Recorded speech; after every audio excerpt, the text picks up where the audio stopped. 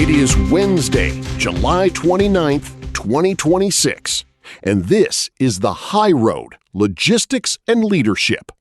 I'm Buck Reynolds, and I'm keeping these Silicon drivers in the slow lane. This is Dan Miller. I'm Elena Rossi. And I'm Jules Sterling. We have a great show for you today. Yesterday, we went deep on that new Gordie Howe Bridge and the Rail Alliance. But today, we're moving from infrastructure to pure expansion. Look, we're starting with CMA CGM. They just dropped a revenue bomb for Q2, $15.7 billion. Bottom line, the French are dominating the water right now. It's up 19%, Dan. I mean, everyone thought the market was cooling, but they transported 6.3 million TEUs, right? Actually, it's about their 15% increase in revenue per container. They averaged over $1,500 per TEU. That's not market luck. That's strategic leverage. Well, the thing is, they're closing a $2.4 billion infrastructure deal with Stonepeak. They're calling it United Ports. Well, my thing is, when did liners become real estate moguls? They're building a vertically integrated powerhouse. They own 75% of this JV. It's like owning the stadium and the team, right? And they're moving into the logistics space through SEVA, though those labor costs are biting into their margins, right? Labor costs. It's always the convenient target, isn't it? But here's the deal. If you own the port, you own the bottleneck. Exactly. It's about the land grab. Well, I mean, let's see if that control helps with the automotive sector volatility they mentioned. Revenue in terminals and air cargo spiked nearly 50%, so they're diversifying their risk profile. Speaking of air cargo, the industry is pivoting toward round-the-clock operations. Western Sydney International Airport just opened its new cargo zone today. No curfew? Right. WSI is operating 24/7. Unlike Kingsford Smith, they don't have noise restrictions, which provides an immediate 33% increase in air cargo capacity for New South Wales. I suppose it's about time. Traditional hubs have been bottlenecks because of those curfews. Dina has already invested over $22 million in a new facility there. Well, that's great for the Aussies, but my concern is, what does that do to the driver schedules? You're running trucks into a hub at 3 a.m. It's yoga scheduling for logistics, Buck. Qantas Freight expects to move 160,000 parcels in the first 24 hours.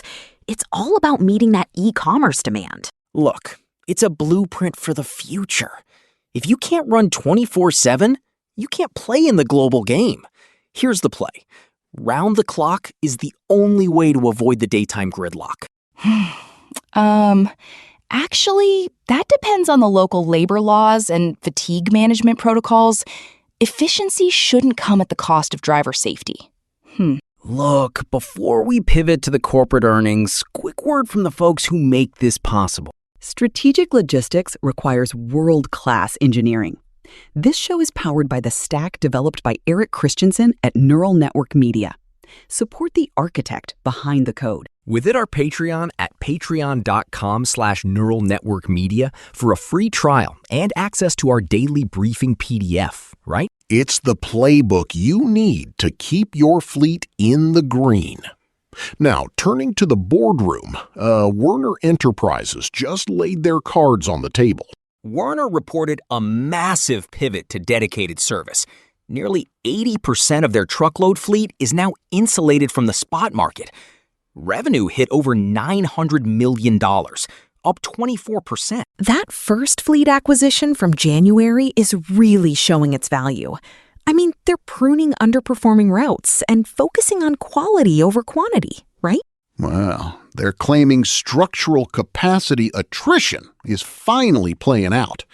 I mean, they're reclaiming pricing power, but their operating margin is only 1.8%.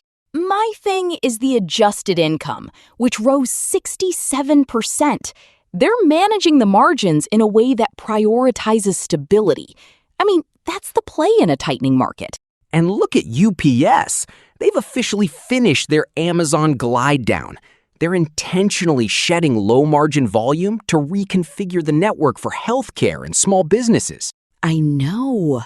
They raised their full-year revenue guidance to over $91 billion. It's a brave move to walk away from Amazon's volume, but the yield is clearly better, right?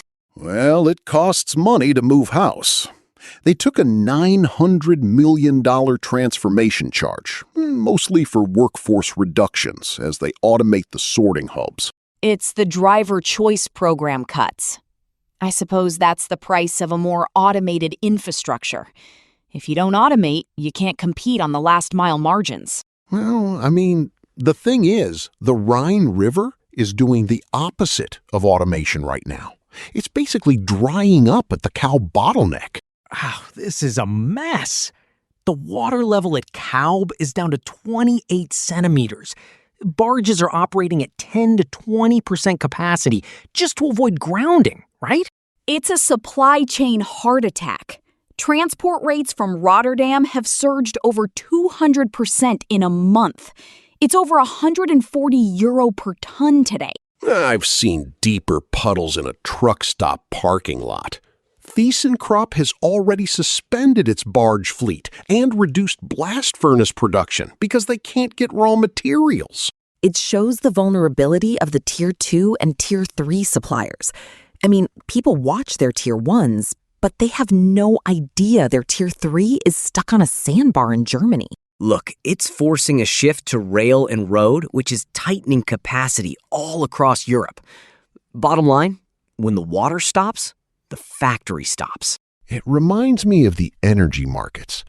We're seeing a massive surge in LNG export demand from the U.S. because the Middle East is so volatile right now. GTT just revised their carrier forecast up to 550 new vessels by 2035. I mean, the U.S. is the world's LNG superpower now, right? We exported over 16 billion cubic feet per day in May. With Qatar's export capacity still offline from the Ras Laffan attacks, global buyers are pivoting to the Gulf Coast. It's a carrier crunch in the making. Charter rates for LNG vessels are staying elevated, and that cost is going to ripple through the entire industrial sector. Well, while everyone's worried about the sea lanes, we've got a lot of changes hitting the pavement right here. Elena, you've been digging into the rule book again. Now it's time for Iron Lady's Verdict, our Wednesday segment where we break down the operational mandates keeping your fleet off the shoulder. And today, we're looking at the Mack and Volvo DEF software overhaul. Well, about time. Those 5-mile-per-hour limp modes are a death trap on the highway, especially in Wyoming ice. Exactly. Volvo and Mack have finally released their updated selective catalytic reduction logic to comply with the EPA's new guidance. The most critical change for your fleet managers is the repair window. Is that the grace period before the truck slows down? Precisely. It's been extended from as little as 4 hours up to 160 hours. That's over 6 days. It gives your drivers actual time to finish a haul and reach a home terminal. Look, that's a game changer for scheduling. You're not stranded in the middle of a route because of a sensor hiccup, right? It is, Dan, but there's a trade-off. While the creep mode is being raised to 25 miles per hour, which is safer, the software is much stricter about the quality of the DEF fluid itself. I mean, if you're buying cheap fluid at a backwoods pump, the truck is going to know. Here's the deal. You can't trick the sensors anymore. Correct. The verdict is this. The extended repair window is a major win for operational flexibility, but it places the burden of compliance directly on your maintenance team to ensure high-grade fluid and sensor health. If you ignore the alert for 6 days, the D rate will be absolute. Iron Lady's verdict? That's a wrap. Bottom line, better late than never on that limp mode fix. But look, we've got even bigger legislative hammers hitting the market. Have you seen the SAFE Act? Senators Young and Kim, they're finally going after the chameleon carriers. These guys that shut down on Friday and reopen Monday under a new DOT number to hide their safety record. It's about time. The SAFE Act directs the FMCA to use an automated tool to flag these applications by analyzing common ownership, addresses, and phone numbers. It's a digital dragnet. I mean, the American Trucking Association and OOIDA are both backing it. It's rare to see them agree on anything, right? Look, it's about cleaning up the fraud. And speaking of fraud, staged truck crashes could now bring 20 years in federal prison under a new Senate bill. No more slip and fall games. Well, and the Supreme Court just made it even harder for the brokers. That Montgomery versus Caribe transport case, the unanimous 9-0 ruling just ended the broker shield. My thing is that brokers can no longer hide behind federal preemption. If you hire a carrier with a known bad safety record, you can be sued for negligence in state court. The shield is gone. Whoa. So your carrier selection checklist just became your most important legal document, right? It's the ultimate reality check. I mean, brokers are going to have to be so much more selective, which is why everyone is looking at this agentic AI for vetting. Well, that leads us to our main story today. Forefront Global Logistics in Chicago. They've gone full digital. They're running AI agents for everything. It's agentic AI. They're using Descartes MacroPoint to handle check calls, tracking continuity, and documentation collection. Look, FGL says they can scale volume without adding headcount. I mean, these agents handle 70% of a broker's day.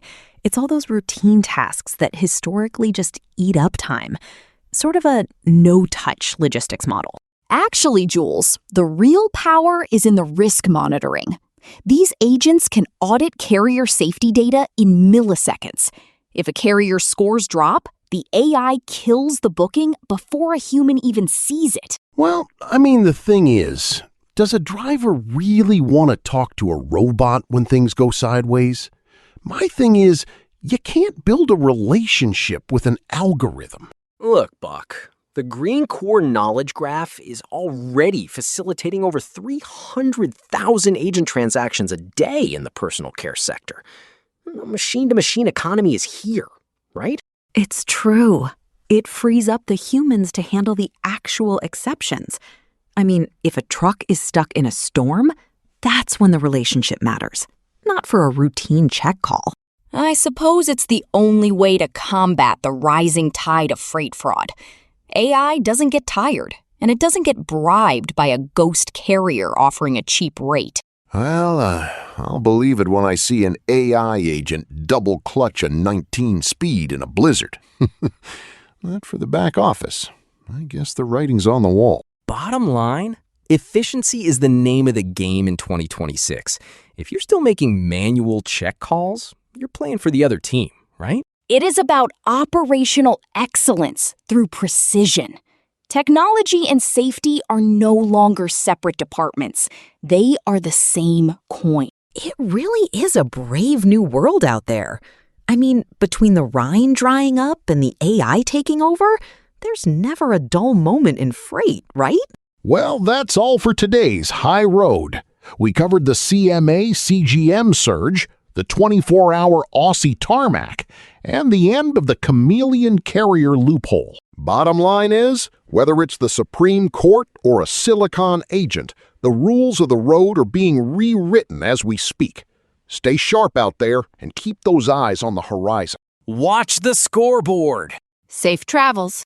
See ya. Stay on the right track, folks.